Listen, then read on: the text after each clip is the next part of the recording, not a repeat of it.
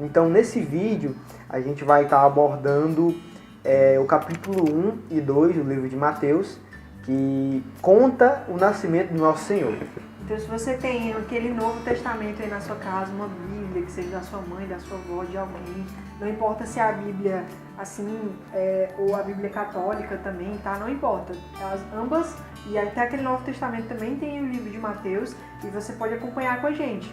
A gente vai fazer um resumo sobre a história, mas você pode se sentir totalmente à vontade para depois do vídeo ler Mateus 1 e 2 também na sua casa, na sua Bíblia, fazer alguma anotação, qualquer coisa nesse sentido, tá?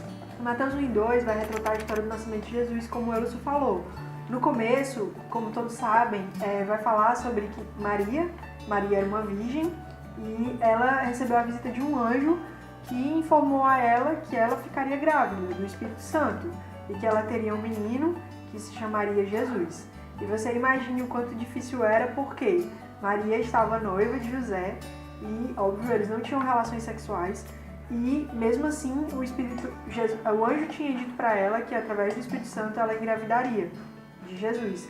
Mas como nós falamos, que coisa difícil, porque como ela contaria para José que ela estaria grávida? E mesmo assim, Maria ela tomou a atitude de se render à vontade de Deus, confiando que Ele iria cuidar de todo o restante. Então, o que aconteceu? José teve um sonho, onde Deus revelou a ele que Maria estaria grávida e que ele deveria pôr o nome do menino de Jesus. Antes desse sonho, José ainda teria pensado em se separar de Maria, porque José percebeu que Maria estava tendo um comportamento mais estranho, estava agindo diferente, né? E também as mudanças no corpo, né, de uma mulher grávida. E José, ele pensou realmente em se separar de Maria, e foi aí que Deus interviu, revelando a José no sonho o que realmente estava acontecendo. Então José resolveu obedecer à vontade do Senhor e continuou com Maria, continuou cuidando dela. Outra vez, o Senhor revelou a José que o rei Herodes, da sua época, queria matar Jesus.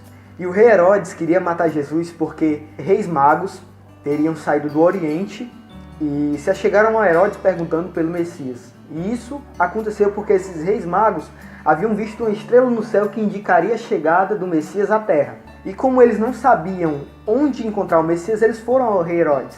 E o rei Herodes tinha conhecimento de que o Messias era conhecido como o rei dos judeus e logo temeu perder o trono.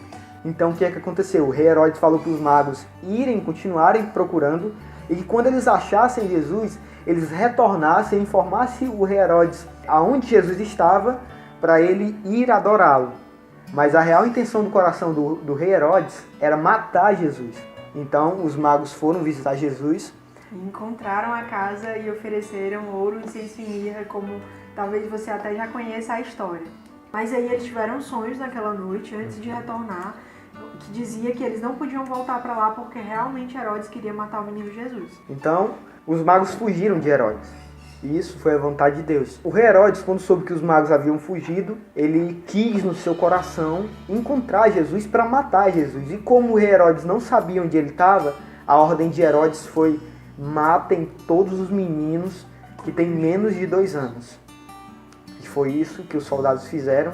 E antes que os soldados matassem todas aquelas crianças, Deus tinha revelado a José sobre essa ordem de Herodes, e José fugiu para o Egito. Cumprindo a palavra do profeta Oséias, que dizia que do Egito chamarei meu filho.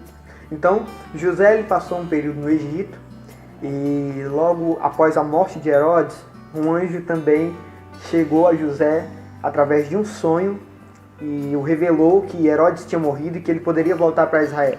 Mas José, ainda assim, ele teve um pouco de medo.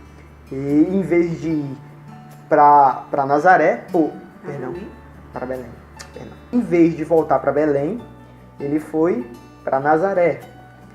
E daí o porquê que Jesus é o Nazareno. Jesus de Nazaré. Bom, e esse é um pouco de Mateus 1 e 2. E como a gente falou, sinta-se totalmente à vontade para ler depois na sua casa também. E até ver um pouco disso que a gente falou e comprovar isso que a gente falou para você, né? Mas agora a gente vai falar alguns tópicos importantes que a gente consegue abordar dentro desse texto que a gente leu, e também trazendo um pouco para a ótica dos tempos que a gente vive hoje. Tá? É importante sempre, como a gente falou, esse estudo pode e deve ser direcionado a você que talvez queira realmente entender um pouco mais da palavra. E uma das coisas mais importantes sobre a Bíblia é entender que ela é totalmente aplicável aos nossos dias de hoje. Com certeza. E por isso que é tão importante ler a palavra. Como a gente fala, a Bíblia é o nosso manual de regra de fé e prática. Então, se você ler a Bíblia, você vai ter ensinamentos sobre muitas coisas que podem ser aplicadas à sua vida no cotidiano. Pequenas lições nós vamos tirar desses 2 capítulos, são 7 tópicos, e o Euros vai falar o primeiro tópico agora. Bom, o primeiro tópico é que a gente precisa entender que Deus cumpre suas promessas. Você vê que essas coisas foram ditas por profetas, e os profetas não falaram da sua própria boca sobre isso. Deus revelou aos profetas, e os profetas falaram. Então, aquilo que Deus revelou aos profetas era o que realmente ia acontecer, e assim aconteceu. Deus cumpre suas promessas, e a gente precisa colocar essas promessas no nosso coração. Ter essa segurança que Deus cumpre suas promessas. Então, se Deus prometeu algo a você, não precisa se preocupar. Vai acontecer. Como vai acontecer, eu não posso te dizer. E quando vai acontecer também, né? Pode ser que demore um pouco, mas a verdade é que Deus vai cumprir. A verdade é que Deus vai cumprir. O segundo tópico, que é um pouco semelhante a esse, é que a palavra de Deus e tudo que nela tem é verdade. Bom, como Eros falou, vários profetas como Oséias e Isaías profetizaram muitos anos antes do nascimento de Jesus que Jesus nasceria, né? Então, esses profetas eles não viveram, não foram contemporâneos de Jesus. Como eles iriam profetizar uma coisa que ia acontecer muitos anos depois, se não fosse o próprio Deus falando com eles? Então essa é apenas uma das evidências de que a palavra de Deus e tudo que nela tem é verdade. Deus é soberano, terceira lição, e Ele está no controle de tudo. Nós entendemos que Deus permitiu que Herodes matasse as crianças. Mas bom, por que então que Deus permitiu que Herodes matasse as crianças? Bom, entre muitas questões que a gente pode discutir, eu só queria deixar ressaltada uma aqui. Isso prova que o livre-arbítrio que Deus deu a nós é real, é verdadeiro. Porque, imagine bem, se Deus escolhesse só as pessoas boas para nascer, o livre-arbítrio logo seria falso. Então, essa permissão de Deus prova que o livre-arbítrio é real, que eu e você podemos fazer escolhas. As decisões que você toma hoje na sua vida impactam a você e as pessoas que estão ao seu redor.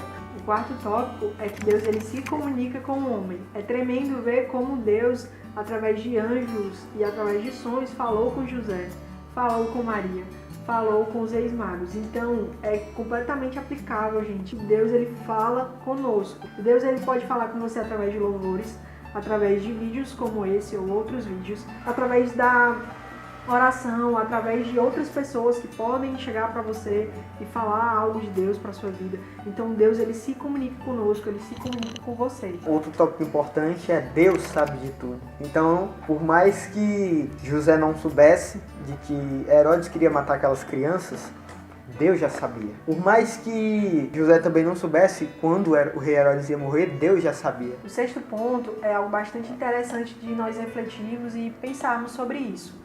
É interessante pensar que naquele tempo já existiam templos, sacerdotes, levitas, pessoas que trabalhavam de certa forma na obra, tá? E essas pessoas elas conheciam a palavra de Deus, elas tinham acesso às escrituras.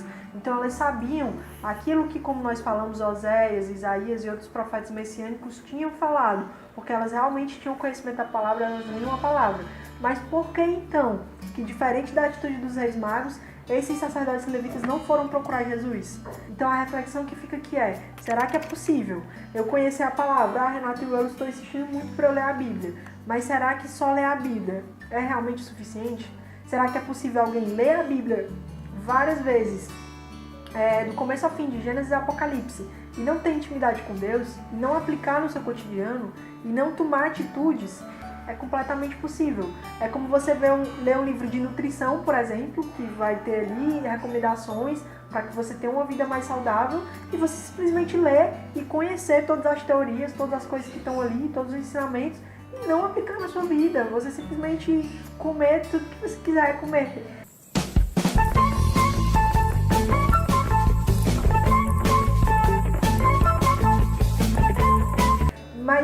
mesma forma acontece com a Bíblia. Se você praticar, se você entender, se você ouvir, se você aplicar na sua vida, a realidade vai ser outra. Então, a gente insiste para que você leia a palavra, mas insiste também para que você pratique a palavra. O último ponto é um ponto que traz a nós a esperança. Jesus é Deus conosco. Quando Jesus veio ao mundo, ali era o próprio Deus sendo manifestado como homem. Ele veio ao mundo por mim, por você, e Ele te ama com um amor tão grande que foi capaz de fazê-lo se despir de toda a sua glória, se tornar menor que os anjos, para poder viver como um ser humano simples, que precisa aprender, que precisa trabalhar, que precisa se esforçar, que tem sentimentos, que tem angústias. Deus te ama tanto que Ele se submeteu a todas essas situações e ainda morreu numa cruz por você. Ele morreu, mas Ele ressuscitou. Então eu queria dizer para você que Deus é com você. Então é isso, gente. Essa foi a primeira lição apenas, tá? Das próximas 6 lições, são 7 lições ao todo com essa. A gente viu um pouco sobre o nascimento de Jesus e na próxima lição a gente vai ver sobre o batismo de Jesus. E a gente espera que você possa ler Mateus 1 e 2, tá? Para realmente aprender um pouco mais sobre isso que a gente falou, até trazer mais observações.